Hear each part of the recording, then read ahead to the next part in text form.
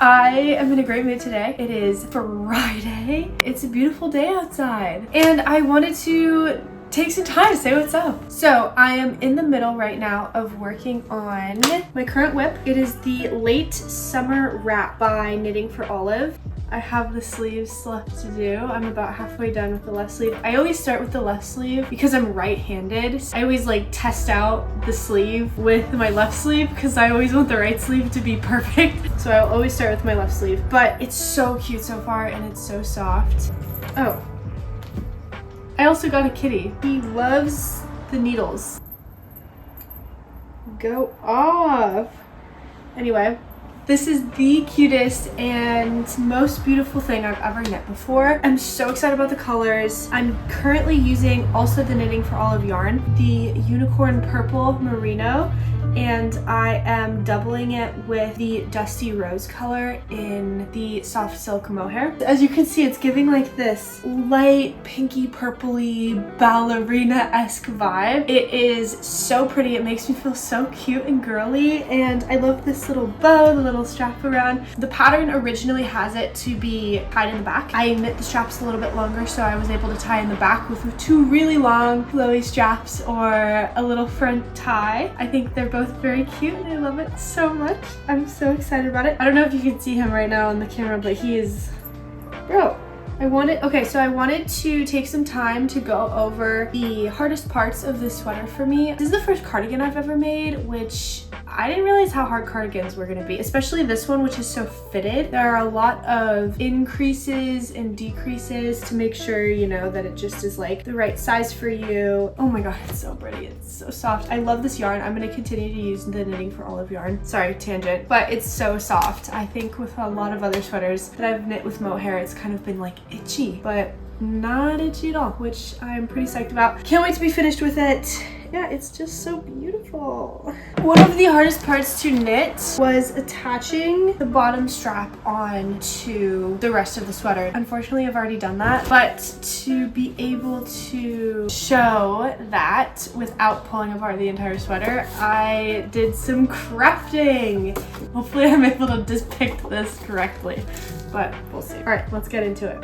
Okay, this sweater is knit top down. You start with this strap, just one side of it. If you can see, I horribly seamed it together. I don't know why. It was so bad. You know, I don't think anyone's gonna see the inside collar. It's kind of like a tag. Once you have, I think it's about like 12 inches of this purl ribbing stitch, you work by adding the knit stitch at the back. Once you work a little bit of the back, then you start with shoulder shaping. I have never done or seen this kind of thing before. I'm really kind of impressed with myself. You start with this knit stitch going down and you're making increases on the other side and you're just kind of creating all of these extra stitches for the shoulder. I think it looks really cool and it fits really, really, really nicely. It is kind of worked like as a raglan. Once you divide for the sleeve, excuse me, then you just work down the entire sweater and you add increases to create the wrap part. It's nice because you don't really have to do a lot of counting because it incorporates a lot of stitch markers by putting markers every time you need to put increases. So it's kind of mindless in that way. You just get a knit across,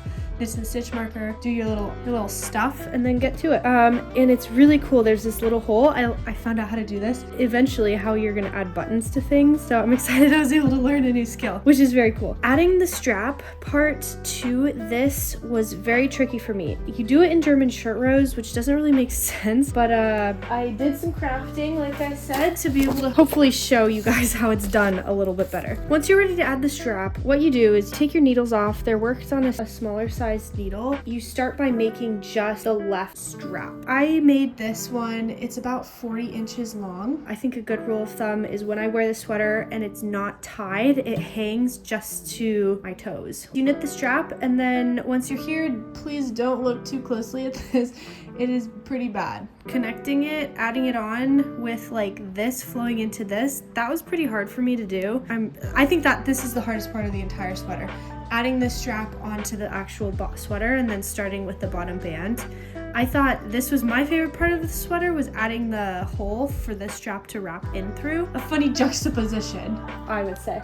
Adding on the strap, let's pretend that this is the strap. You have the right side with the knit, knit, purl, knit, purl, knit, purl, knit, knit, knit. Also, when you're knitting the strap, to make a really nice edge, I have an explanation video for that. What the pattern is going to say is with the right side facing you, add the right side of the strap onto the same yarn. They're both on the same wire on the left side. You're knitting everything on the wrong side. Your first row is a wrong side row, but the pattern says the first row is going to be a right side row.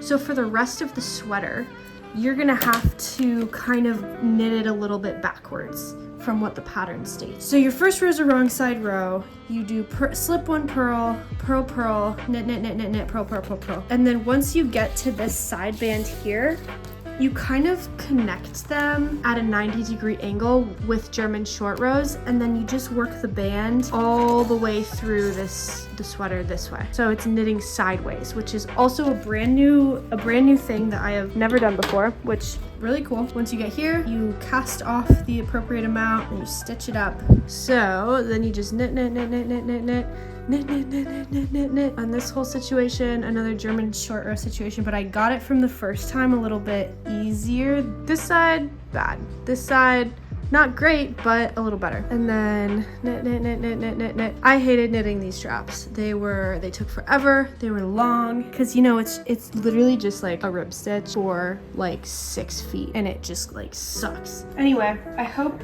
my little arts and crafts helped out with depicting how to knit the sweater. Thought everything else was fairly easy. It's just a knit stitch. It's beautiful. Definitely got better at make one right, make one left, because you have to do it so many times throughout this sweater. You know, it pulls out. You're increasing a lot. I used to knit make one right, make one left, and leave like big gaps, but now I feel like I've kind of mastered that. The trick is to just knit it really tightly.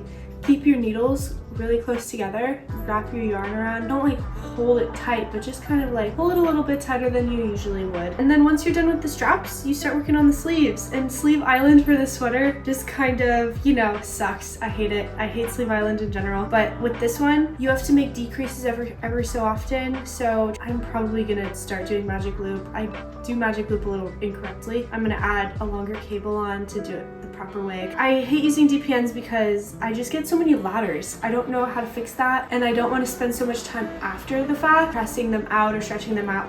I also do not think I'm going to block this sweater. It is in the pattern to block it, but I kind of like the fitted, snuggly look of it. I love blocking sweaters. I love when they look like super drapey on my body, but I just don't want this one to be so much bigger. I also usually make a size medium for myself to wear. I'm fairly tall and I have long appendages, but for this sweater in particular, a lot of Ravelry projects said that they made a size small and it was too big for them. I think this size small fits me perfectly, so I'm pretty jazzed about it. Yeah, I'm just kind of chugging through the sleeve band as well.